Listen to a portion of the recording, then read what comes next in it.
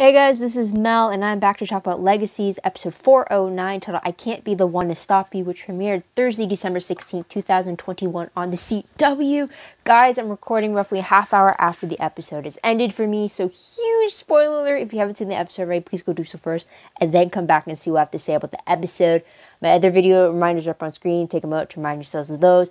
Huge YouTube shout out to Golden Angel 15 and In the Games 123 for their comments on my previous video, but also just thanks to anybody who watched not only my last video but any of my videos lately. I really appreciate you taking the time to just hear what I have to say. I know it could get a bit boring just listening to one person talking about their own thoughts, completely running with it and no back and forth kind of thing, but I really appreciate it. I know for me it's a way to just speak whatever my initial thoughts are about it, because sometimes you just have thoughts and they're too fast that you can't type to catch up with it. So that's kind of what I do these videos for. So if you're listening to them, ouch, just thank you so much for your time. I really thank you. But guys, this is also the mid-season finale before we cut into the winter break. And oh my god, I wasn't expecting some of the things that happened in this episode. Like, oh my god, they went there kind of a thing. I'm like, wow, and I really need to talk about it, or at least gush about it, or at least go jaw-dropping of a moment kind of a thing. So let's get right into it. I'll try to do this in 20 minutes, but with everything that needs to be said, I don't know if I'm going to. There's definitely a lot of questions. So check out later on in the video for that. But let's get right into it with what happened in this episode. The episode quote is, I can't be the one to stop you, which is said by Lizzie to Hope while she was in Aurora's body. Yes, we still have that going on, as the last thing Hope had to deal with in the previous episode was getting tricked into switching bodies with Aurora du Matin. So there's that, and we're dealing with that in this episode. But anyways, timeline, it's the day after the events of 408, because MG made the comment about how Lizzie left that morning, and we saw in the previous episode that like she was still whittling down the stake from the Tribrid tree. So yeah, so there's that. Episode reminder, I'm going to say it's because it's the mid-season finale. Also, we do get a face-off between Hope and Lizzie. Both versions of Hope, really, because we see Lizzie going up against Hope's body, which has Aurora inside of it, and then also Lizzie going against Hope inside Aurora's body. And then also Hope in her own body. So Lizzie gets 3 different types of Hopes in this episode. But for each creature, I'm definitely going to put Hope the Tribrid. Kind of mixed with Hope, the original vampire, mixed in with Aurora the Tribrid. Dealing with all 3. Anyways, there's also the school was dealing with a different creature, but I guess you could toss it up to the Malivore hybrid monsters, that being Kaleb and Ethan being featured creature, going against the latest attendant at the school, which we'll get into later on. But there's that. Episode breakdowns, I picked up on 3 specific storylines. First one, hunting a Tribrid. Second, monster on the hunt. And the third one, more than one coin, which takes place in Limbo. For the first storyline, for hunting a Tribrid, obviously it's going to deal with Lizzie finding Hope, who is actually Aurora, and then kind of teaming up with her so they can lure in the real Hope, which is stuck in Aurora's body, to her, because Aurora wants to exact her revenge against the Michelson family by trapping Hope in this coffin meant to hold a god and then drowning her. Pretty much kind of what, if spoiler to Vampire Diaries, kind of what Silas ended up doing with Stefan at this end of season 4, pretty much trapping him in a safe, drowning his body, where Stefan then had to relive a bunch of days with constantly drowning and then resurrecting and then drowning again over and over again. And then Rebecca kind of had to deal with it when her body got dumped at the bottom of the ocean at the original season 3 when Aurora kidnapped Rebecca. So yes, it's not a new trick, but it seems like they want to dish that onto the next generation, that is Hope. So Lizzie teams up to help Aurora lure Hope to them, only to betray Aurora and then team up with Hope to get the body switched back, only to find out that Hope tricked Lizzie into thinking that she was on her side again, and yeah. And then she killed Lizzie. Yep. I said it. I know. We'll get right to it. Also, we found out the Tribrid tree was actually a red oak stake. Just thought it was pretty cool. Definitely not white oak, but red oak. That's pretty cool. So there's that. And we also saw Hope burning that red oak steak. Now it's going to take a while for me to say red oak instead of white oak. Because what, for the last 8 years I've been saying white oak steak since season 3 of The Vampire Diaries. So yeah. But second storyline is Monster on the Hunt. This is where we see Kaleb not being able to control his dragon side as it continuously wants to kill this one guy who keeps getting burnt to a crisp and getting destroyed, but yet he's able to heal himself back together again. We don't know the name of this this person because, well, their tongue's been ripped out, they've been filleted like human barbecue or human shish kebab. But I did check the Legacies wiki page. Apparently, we did see like their human face at the very end of the episode, and from what I remember, it looked like the actor is Zane Phillips, and according to the wiki page, he's going to be playing a character named Ben.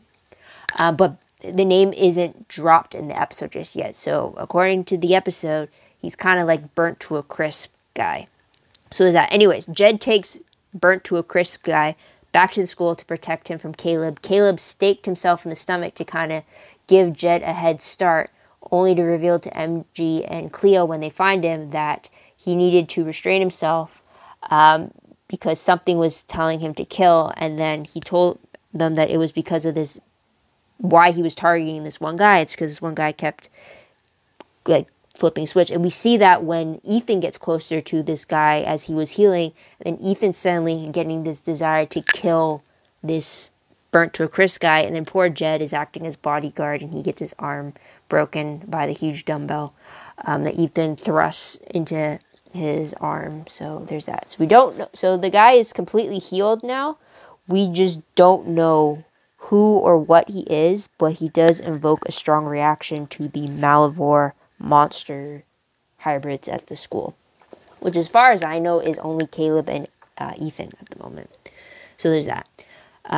Third storyline is more than one coin. So this is where we have, at the end of the previous episode, we saw that Landon, Ted, and Alaric all have one coin each that they can use to give to the Ferryman, or to Chiron, I believe. Ferryman, anyways, to move on a piece. Only to find out when they gave him his one coin that they actually owe him a bunch of coins, enough to fill up their own 3 separate jars.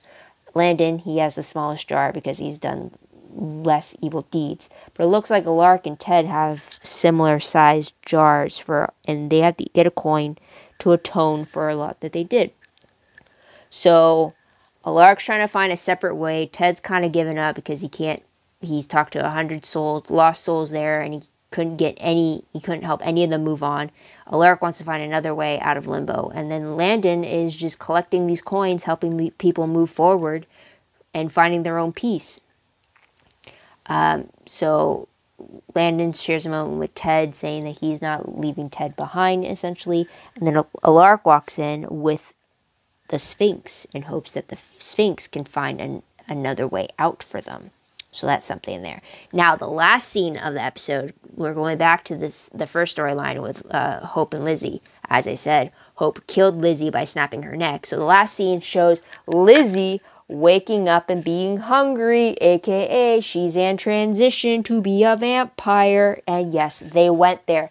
We actually have Heretic Lizzie coming, and I can't believe it. Because you know how we've all been saying, like, oh, we're going to be seeing the merge because Lizzie and Josie at 22, apparently they're like 17, 18 now. They're coming close to the merge, and that's the reason why Caroline's been gone. So, like, something has to happen. And then when Hope was having to go through her transition, Alaric and Lizzie talked about the possibility of one of the twins becoming a vampire, and maybe that would be their way out of the merge.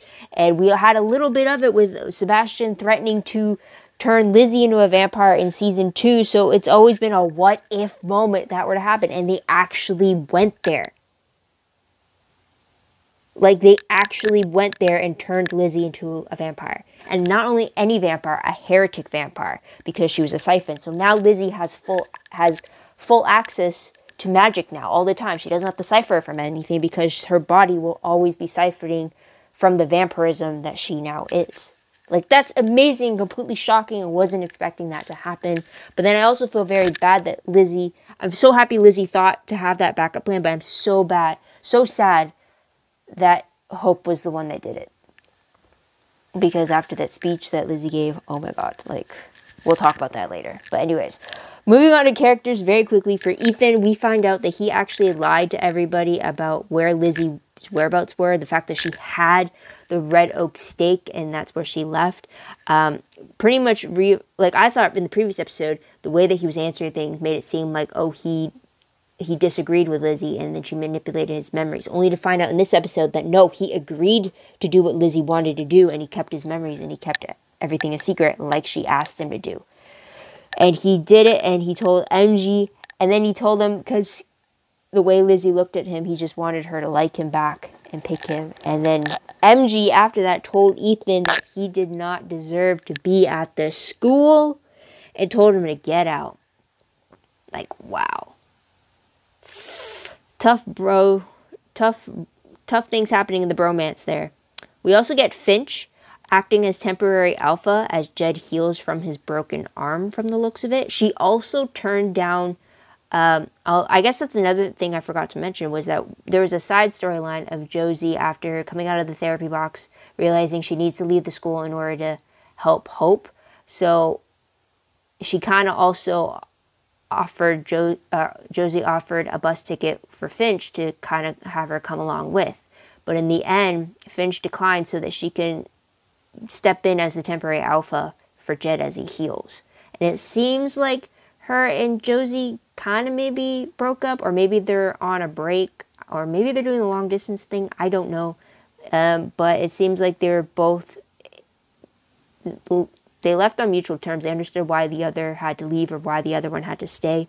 So yeah, they had their kiss goodbye before the bus ride. I can't believe I forgot to mention that it didn't actually get slotted into one of the 3 storylines. But yeah, so that's kind of what was happening there. And then we got Cleo learning from when she was trying to search for Kaleb with MG. She finds out from MG that Kaleb was practicing on what to say to Cleo when they were trying to search for her when she left with Malavor. Or Malavor, who was pretending to be Landon. So she finds a little bit more about what Kaleb, like, I guess showing to the extent how Caleb's feelings for her were. And MG was telling Cleo that it's okay to let yourself care for him. Like, you don't have to put on this, like, tough exterior kind of a thing. So there's that. We also have Mr. Springthorpe, one of the teachers. We found out that he's acting headmaster while Alaric is indisposed at the moment. And he's very, very against skipping classes. Maybe up on screen, because I know right now it's not listed what those 3 classes were stated that Cleo, Ethan, and MG were taking. But he definitely had it on his clipboards and had everybody's schedule of, like, the student's supposed to be in this class, the student's in this class. Though I am kind of surprised that they're all in 3 different classes at the same time, because then that would imply that they have enough students to hold 3 different classes at the same time. You know what I mean? I thought there was only enough students right now to only cover 1 class, you know? So there's that. So moving on to tidbits, though, we have Cleo and Kaleb officially being a couple to the point where they're now calling each other boyfriend and girlfriend.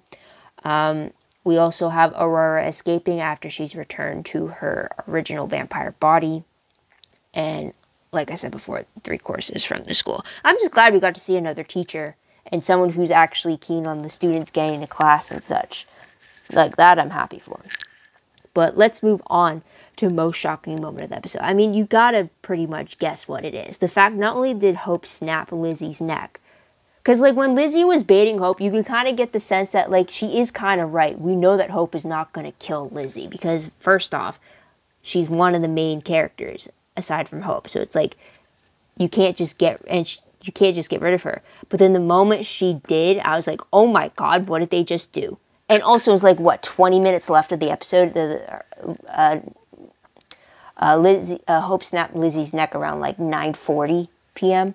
So it's just like, what? That's early. You'd expect it to go to like commercial, like end the episode right there. But then to come back and find out and get confirmation that no, Lizzie had a backup. She drank the vampire blood, and now she's in transition to be a heretic vampire. Like, wow, what a way to leave us off for a month break for the holidays. I'm just like, wow. We went there. We actually went there. No more thinking of like what ifs. Maybe they go down this route. I don't know. But then I'm wondering, no, I'll say, I'll put it now. Impromptu question.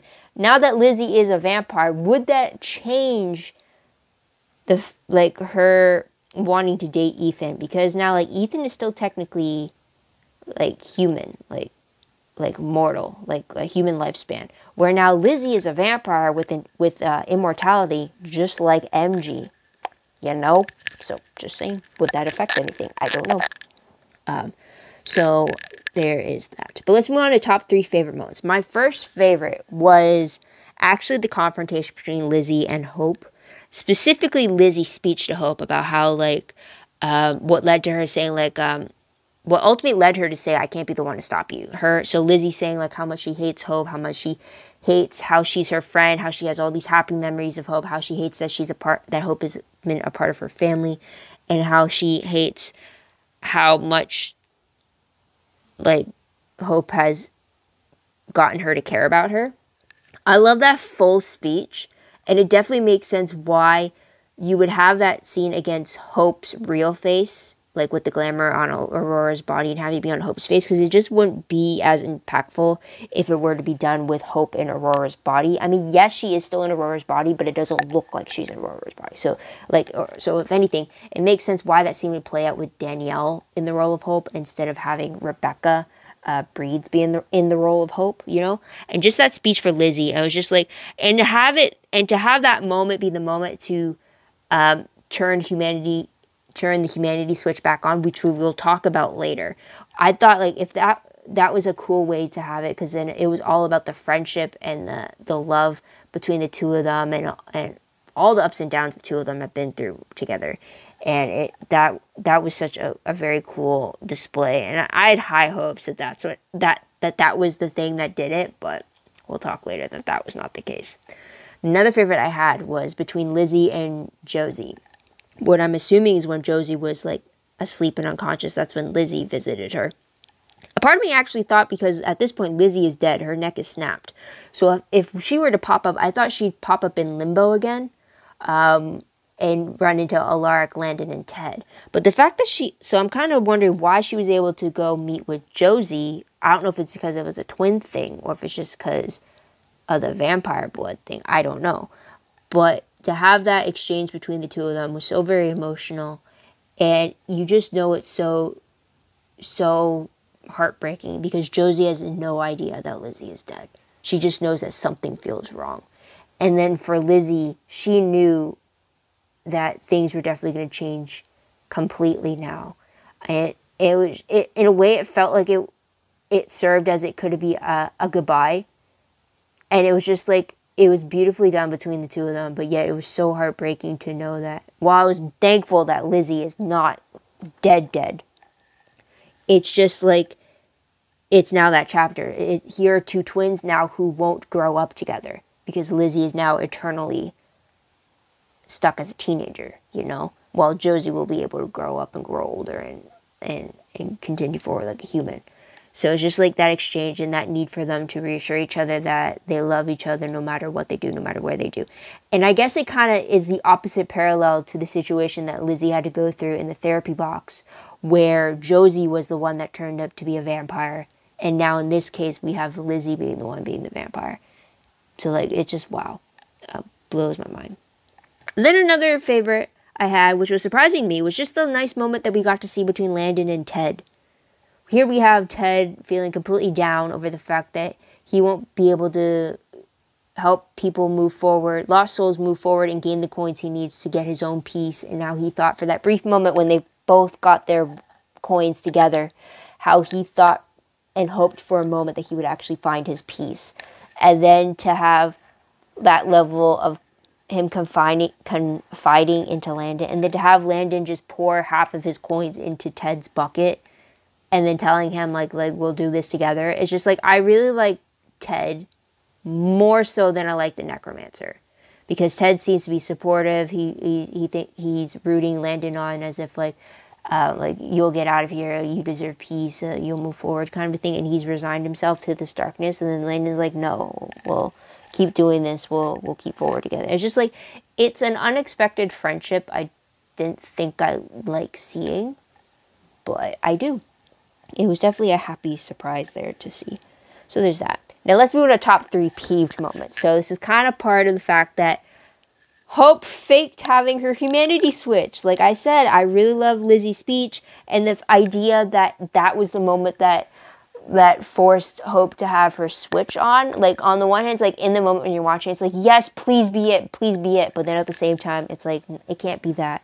It can't be that, because it's Lizzie's speech isn't, and seeing her in distress and emotional is not what's going to flip the switch for Hope.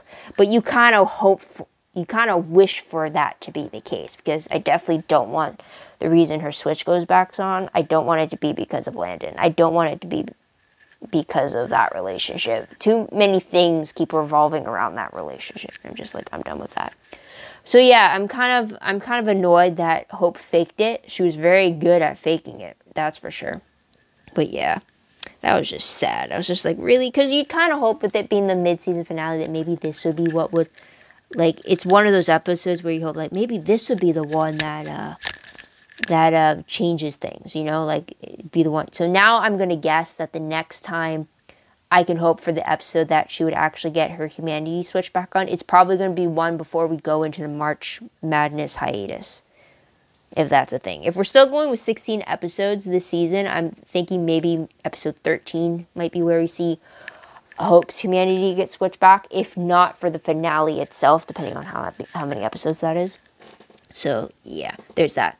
Another peeve that I did have was the fighting between MG and Ethan. Especially the fact that Ethan was willing to lie to MG just because he wanted to appease Lizzie. When before in the previous episode, we had them having such good romantic moments, saying that no matter what happened with Lizzie, they didn't want to ruin their friendship. And then this lie just completely upheaved that and completely ruined it. But Ethan's not fully the one at fault here. I was very peeved that MG had the audacity to say that Ethan didn't deserve to be at the school. I mean, if anyone, Ethan has every right to be at that school because, A, he's probably the only one of his kind now that he's part monster we don't know a name of with his powers. But then also, like, him acting against Ethan, or not, he is Ethan, wow. Him acting against Jed was the only time he's acted badly towards someone when he wasn't in Malivor's control, right? So it's like he's still learning, and like he has every right to be at that school than MG does. MG has drained people dry before, so it's like, and he's been a ripper. So it's like you can't really tell someone they're not welcome somewhere when it's supposed to be like a no judgment free zone, you know. So it was harsh, and it just sucks that I'm getting to see this friendship get torn apart because of a girl in the middle, even though it is Lizzie, but still. Shouldn't be fighting over somebody or doing things to betray your friends just because of someone you got a crush on, you know? So there's that. All right. Sorry. I just need the juice from the grape because my throat is like drying up now right now. All right. So let's go with the questions. I have a bunch of random questions because a lot happened, but also because we're going into a 1 month break. So it's going to be a while before we get answers. First question. With Lizzie being a heretic vampire, again, that's a witch-vampire hybrid, specifically siphon witches, does that mean the merge is no longer an issue for Josie and Lizzie? I feel like a part of me still wanted to see them explore the merge a lot more, just because it was touched upon briefly on the Vampire Diaries when we were introduced to, in Season 6, the Gemini Coven. But I'm excited to learn the heretic vampire way through Lizzie, as like again, Vampire Diaries Season 7 is where we learned of where we really got to explore what a heretic was, even though it was introduced in Season 6. But anyways, but I'm wondering if the merge is no longer an issue anymore, does that mean there's no reason now for Caroline to be away from the school? She can come home now and be with her daughters, you know what I mean? Because her whole purpose of being away from them is to try to find a way around the merge. But if Lizzie became a vampire, they don't need to worry about the merge anymore. And if anything, Caroline, as a vampire, should come back to help guide her daughter through the ways of being a vampire. Especially now that everything with Lizzie is going to be a lot more heightened emotionally. And she will have to find a way of balancing that. And I feel like that would be a perfect way to get Caroline back. So, like, what do you guys think about that? Another question. Aurora mentions the possibility of the divine when she found that coffin to put Hope in. So, do you think our next mythological reveal of the series is going to be about gods or divine beings? And do you think that could be who our mystery burn victim is, played by Zane Phillips? I think he could be one of these divine entities that Aurora named. I don't think it's a... I do not... It would be a huge coincidence if the first episode she mentions that, and then all of a sudden we meet this guy who is impervious to being burned to death. His whole... He could recover as if he were an original vampire, or a vampire in general, really, and just recover from these burn marks. And I feel like he has to be. So, no way would she name drop the fact that divines could be... The legends of the divine beings could also be real. And for this new guy who causes such a reaction to Kaleb the dragon, Ethan the whatever creature that he is, the Molivore monsters to not react to him in such a way to want to kill him, you know? Sorry for rambling, but I'm thinking he is one of them. And if he's one of them, what does he want? So that's a question there. Another question. Since Hope burned the red oak stake, will another one grow in the original tree's place? Or did Lizzie save a second piece of the wood elsewhere so that a new red oak tree doesn't grow? I don't think she would know that a new tree would grow in its place, but did she have 2 pieces of wood left over? Because if Hope burned one and the other one's still alive, then the tree won't grow unless all pieces of the tree were to burn. Then a new one would grow. So I can't remember how many pieces she pulled from the fire. But I know she was only whittling one. I do know that. Or it only looked like one. Anyways, I don't know. Okay. Next question. Whose vampire...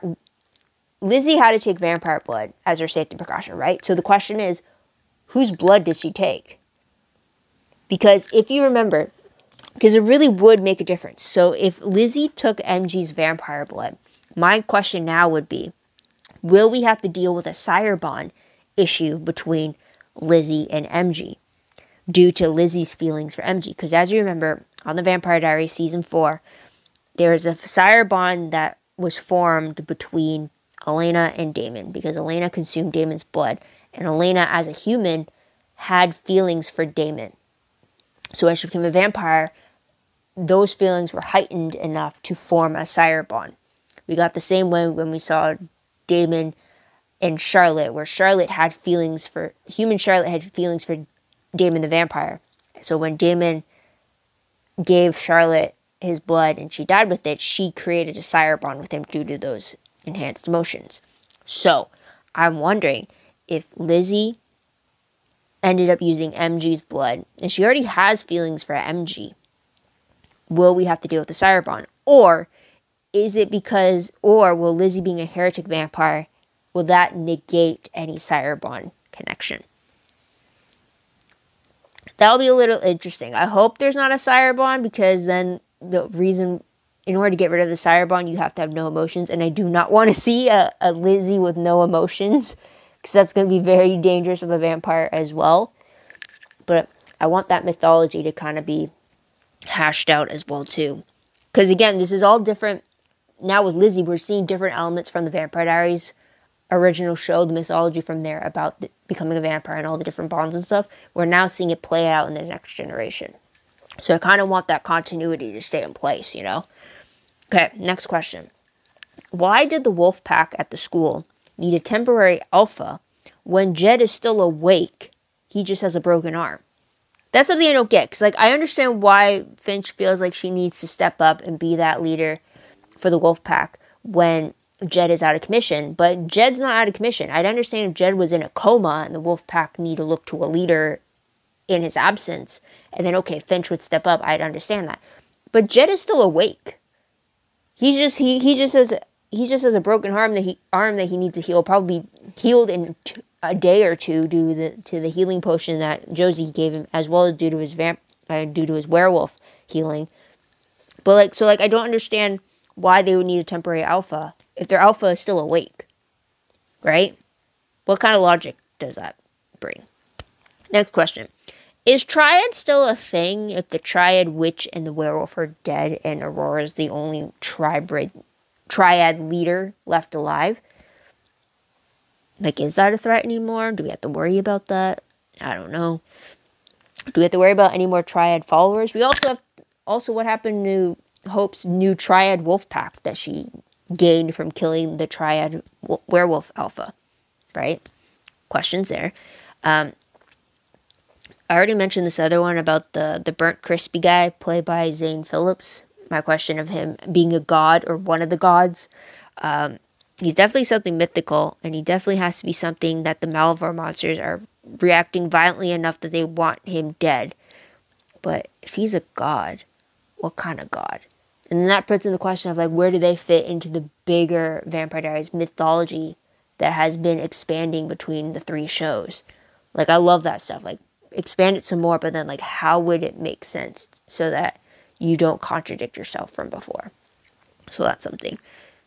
And the last question. Will we see Josie on her journey away from the school and her search to find hope? I hope we still see Josie. I hope, like, this doesn't mean, like, she's off the show until, like, a later date kind of a thing. But you never know, right? I'm just sad she's leaving the show again. But I understand, or not leaving the show. I'm sad that she's leaving the school. I get why she's leaving. But at the same time, it's like you don't want her to, because then now she's not going to have as many interactions with all of the other characters she's grown up with, you know? So there's that. So let's move on to predictions very quickly. Based off the promo for episode 410, it's going to return on January 27th. And it looks like we get confirmation that Lizzie is a heretic vampire and she's traveling with Hope. So they're both getting on each other's nerves. It also looks like the mystery man, who is played by Zane Phillips, who according to Wiki says his name is Ben. He looks to be talking, or at least asking Jed about what he knows about gods. And Jed's answer is that they wear togas. So that's why I'm still thinking that Mystery Man is connected to the divine somehow. I don't know how, but maybe so. And we must, right? Because isn't Cupid kind of connected to the divine from, like, season 2 when they had to deal with the Cupid? I'll put the episode for that up top, but there's that. Otherwise, because it's January 27th, we're definitely more than a month away from the episode airing. The synopsis for the episode isn't released yet. If anything, it's probably going to be 2 weeks beforehand. That will be released. But by the time I do my next video, we're going to have the episode already released, so you don't need the synopsis for that. But just be aware, check out Futon Critic when we're, like, counting down with T-minus 14 days until January 27th. That's when most likely it will be posted. So just check that then. But otherwise, guys, I think that's pretty much it that I have to cover. What did you guys think of this mid-season finale? What did you guys like about it? What do you think will happen next in the next episode, but also just in the second half of the season? Again, I still don't know if we're working with a 16-episode season or if we're going a little longer or a little shorter. But I definitely want to hear what you guys think will happen next. Honestly, anything could go. Hope is, without her humanity, a lot longer than I thought. The fact that Lizzie is now a vampire, that is a whole slew of possibilities now. Alaric and Landon are still stuck in limbo. We don't know for how much longer. But yeah, I'm excited to see what you guys think will happen. Please let me know in the comments down below. I'd love to hear your thoughts, theories, and opinions about what you think will happen next. Also, don't forget to like this video, subscribe to my channel, and check out my other videos if you haven't done so already. If you want, check out my Tumblr page. Link for that is down below. I read blog promos, web clips, quotes, gifs, synopses, news, all that good stuff, all found in one place. Go check that out. I think now that this episode is aired, I'm going to now go on Tumblr during the holiday break and just fully reblog a huge bunch of stuff and just catch up, because that tends to be the way I do it now. Just wait for a whole bunch of stuff to pile up and then just do it all in one go, as I've been doing. But anyways, it's all there. Otherwise, WordPress link is down below. Anything I post online is connected to WordPress. It's a little more organized, a little more detailed, but still a work in progress as well. Once again, guys, thank you so much for tuning in. Thank you so much for your patience and just listening to what I have to say about this episode. It really means a lot to me to have you guys just check in to see, because I normally don't like watching episodes with people because other people tend to talk during the episode, and I'd rather just take it all in and react to it as freely as I can, and then just be able to express my thoughts with you guys in these videos. without any other influences from any other sources and stuff is really eye-opening for when I also go back years later to watch videos and see what it is that I thought about it the first time around. Was I off the mark? Was I on the mark for predictions? Stuff like that. So guys, thank you so much. So I'll leave it at that. That's probably going to be the last Legacy video I do for 2021. So again, thank you so much. I hope you guys come back and check me out in the new year for when 410 comes back. Till then, guys, this is Mel. Wish you all a great day, great week wherever you are. Please stay safe. Enjoy your holidays as best as you can, as safely as you can. And if you need to, just change up your routine a little bit. If you're doing the whole remote work at home or remote schooling, do something that just makes it a little bit different of a day. Do a Christmas marathon or do any other holiday movie marathon that you're into, or binge watch a bunch of TV or movies that you haven't had the chance to. Bake some cookies, do some special holiday recipes. I don't know. I'd love to hear whatever your favorite holiday traditions are in the comments. Just be safe about it and enjoy it. Hopefully this will be the last holiday that we'll hopefully next year we're not in a pandemic still. So fingers crossed. And yeah, until next year, guys, have a great day. Have a good time. This is Mel saying happy holidays. Bye.